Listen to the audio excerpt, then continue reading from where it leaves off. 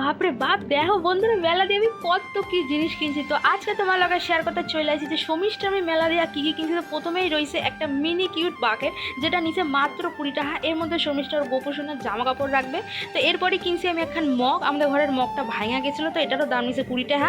এরপর কিনছি একটা রুমাল, অনেক মাস পর, আমার রুমাল কিছুদিন পরপরই হারায় যায়, রাগের চোটে রুমাল কিনি না, তো এটা পছন্দ হয়েছে কিনে নিয়েছে, এটারও দাম নিচে 20 টাকা। তারপর সমিষ্টা নিচে একটা কন্টেনার ও কাজের ক্ষেত্রে লাগবো টিফিন নিয়ে যাইতে, এইটারও দাম নিয়েছে মাত্র 20 টাকা।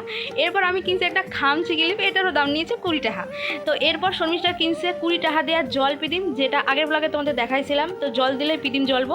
তারপর নিচেও একটা ছাকনি, এটারও দাম নিয়েছে 20 টাকা। আমি কিনছি একটা টিউলিপ কানের, এটার দাম নিয়েছে 30 টাকা। এরপর কিনছি একটা বাটারফ্লাই চেন, যেটার দাম নিয়েছে 30 টাকা। একটা আংটি কিনছি কচ্ছপ, যেটা আমি শর্মিষ্ঠারে গিফট করছি, এটার দাম নিয়েছে 30 টাকা। আগের দিন বান্ধবীগুলোকে মেলায় গেছিলাম, তো ওরা আমার একটা কানের গিফট করছে, তো এটারও দাম নিয়েছে 30 টাকা। দেখা হবে পরের ব্লগে, টাটা।